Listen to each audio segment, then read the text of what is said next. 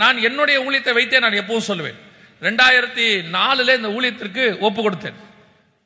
வெளிநாட்டில் வேலை பார்த்துட்டு இருக்கும் பொழுது கர்த்தர் எனக்கு ஊழியத்தை அழைத்த அந்த மாசத்தில் மட்டுமே எனக்கு ஒரு ஆசீர்வாதமாய் அந்த இடத்துல ஒரு சின்ன ப்ரொமோஷன் வந்துச்சு. வந்தது மட்டுமல்ல, நான் என்ன எதிர்பார்த்தனோ அந்த அளவுக்கு செட்டில் ஆகிற அளவுக்கு எனக்கு எல்லாமே அங்க அமைகிற மாதிரி ஒரு கிளவுட் ஃபார்ம் ஆகுது, எல்லாமே பக்காவா. அந்த நேரத்தில் தான் கர்த்தருடைய அழைப்பம் வருகிறது ஊழியத்துக்கு, இந்தியாவுக்கு போன்னு சொல்லி. நான் எதிர்பார்த்தது எனக்கு அப்பதான் கிடைக்குது. அந்த நேரத்தில் கர்த்தர் ஊழியத்துக்கு போக சொல்றாரு. எனக்கு விசா எக்ஸ்டெண்ட் பண்றதுக்கு 8 மாசம் இருந்துச்சு. கர்த்தர் எனக்கு கொடுத்த டைம் அதுதான். 8 மாசத்துல நீ போயிடணும், இதான் உனக்கு லாஸ்ட் விசா, நீ எக்ஸ்டெண்ட் பண்ணக்கூடாதுன்னு சொன்னார். அந்த 8 மாசமும் பெரிய போராட்டம், போலாமா வேணாமா. ஏன்னா இருக்கிறது நான் எதிர்பார்த்த கம்ஃபர்ட் ஜோன், எனக்கு பீஸ்ஃபுல்லா இருக்கக்கூடியதான ஒரு கம்ஃபர்ட் ஜோன். ஆனா கர்த்தர் சொல்றார் போ அப்படின்னு சொல்லி.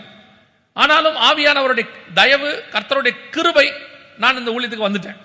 ஆண்டவர் கையை பிடிச்சி கூட்டு வந்துட்டார். அழகா தகப்பன் தன் பிள்ளையை சுமப்பது போல தோல் மேல வச்சு கூட்டு வந்துட்டார். நான் இப்பவும் சொல்லுவேன், நான் வந்தேனே சொல்ல மாட்டேன், அவர் கூட்டிட்டு வந்தார்.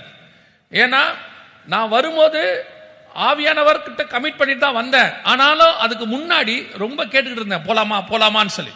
வந்துட்டேன். அதற்கு பிறகு ஒரு 3-4 வருஷம் ஆச்சு, இங்க ஊழியத்தின் பாதையிலே வந்தாச்சு. ஆனால் அதற்கு பிறகு அங்கிருந்தவர்கள் எல்லாருமே, என் கூட வேலை பார்த்தவங்க ஒரு சிலர்லாம் ஃபோன் பண்ணி, இந்தியா எப்படி இருக்கு, இப்ப இங்க நிலைமை மோசமாயிடுச்சு, இப்ப வேலை ரொம்ப கடினமா இருக்கு, சம்பளம் கிடைக்கிறது இல்ல, நான் இங்க இருந்து புறப்பட்டு வேற எங்கேயாவது போலான்னு பாக்குறேன் அப்படின்னு நிறைய பேர் கேட்க தொடங்கினாங்க. அப்பதான் நான் யோசிச்சேன், கர்த்தர் சொல்லும் போது வந்துட்டதுனால இப்ப கௌரவமா சாட்சி சொல்றோம், கர்த்தர் கூப்பிட்டாரு வந்துட்டோம்னு. இல்லைன்னா என்ன ஆயிருக்கும், அதான் இவங்கள மாதிரிதான். ஆண்டவர் இழுத்துக்கிட்டு வந்தாரு, பாம்பு ஆண்டவர் தூக்கி சமுத்திரத்துல போட்டாரு, மீன் முழுங்குச்சு, அதுக்கப்புறம் கக்குச்சுன்னு பேசிட்டு இருக்கணும் உட்கார்ந்து. ஆண்டவர் மட்டும் கூப்பிடும் போது எந்த ஒரு காரியத்தை நீங்க செஞ்சிட்டீங்கன்னா, நான் என் ஊழியத்துல பார்த்ததை சொல்றேன், இன்னைய வரைக்கும் கர்த்தர் பாத்தீங்கன்னா தகப்பன் தன் பிள்ளையை சுமந்து போல கொண்டு போவார்.